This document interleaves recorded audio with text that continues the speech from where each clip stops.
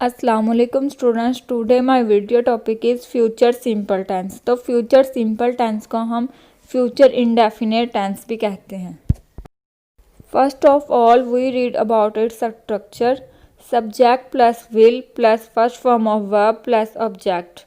For example, I will call him, मैं उसको call करूँगी।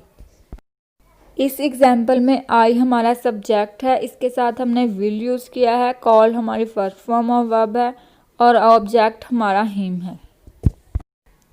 आई will call him. Now we talk about its uses. तो पहला use है टू टॉक अबाउट फ्यूचर। जैसे कि इसके नाम से ही जाहिर है, इस टेंस को हम फ्यूचर के बारे में बात करने के लिए यूज़ करते हैं। For example, it will rain tomorrow, यानी कि कल बारिश होगी। He will buy a book next month, वो अगले महीने एक किताब खरीदेगा।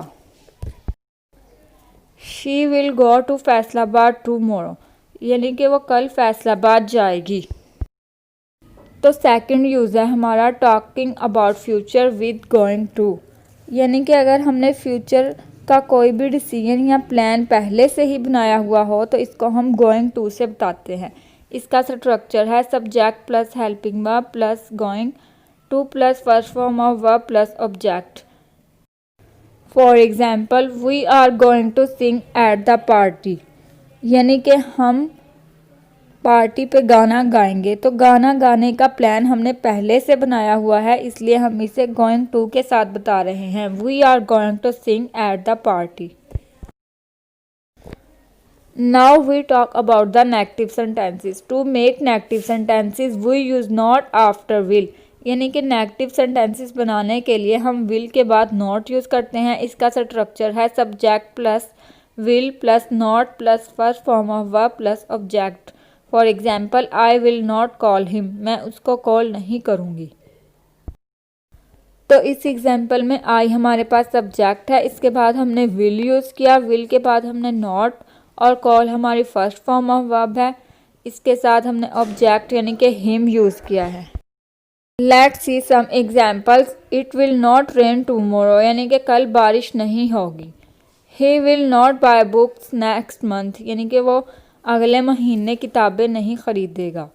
We will not go to Faisalabad tomorrow, हम कल फैसलाबाद नहीं जाएंगे। Now we talk about the interrogative sentences. In interrogative sentences, will comes at the start of the sentence, यानी कि जो हमारा will है वो सेंटेंस के स्टार्ट में आ जाएगा। तो इसका स्ट्रक्चर देखते हैं। will plus subject plus first form of verb plus object.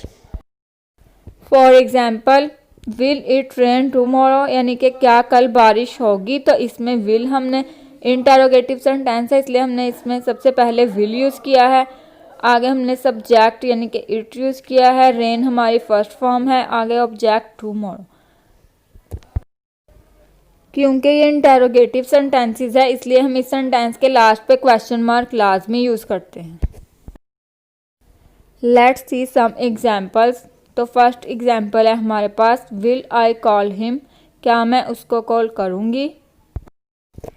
इस सेंटेंस में हम विल को सेंटेंस के स्टार्ट में ले आए हैं और इसके लास्ट पे हमने क्वेश्चन मार्क यूज़ किया है क्योंकि ये इंटेरोगेटिव सेंटेंस है। तो सेकंड एग्जांपल है, will he buy a book next month, क्या वो अगले मंथ किताब ख़रीदेगा। तो इसके लास्ट पे भी हमने क्वेश्चन मार्क यूज़ किया है। नेक्स्ट एग्जांपल है, will we go to Faisalabad tomorrow, यानी कि क्या हम कल फैसलाबाद जाएंगे। तो ऐसे सेंटेंसेस हमारे इंटेरोगेटिव सेंटेंसेस होते हैं और इनके लास्ट पे हमने क्वेश्चन मार्क लाजमी यूज़ करना होता है। Thank you so much viewers. अगर आपको मेरी वीडियो पसंद आई हो तो प्लीज़ इस वीडियो को लाइक करें और सब्सक्राइब करें इस चैनल को, ताकि आपको आने वाली नई वीडियोज़ के नोटिफिकेशन मिल सके। Thank you so much. Allah हाफिज़।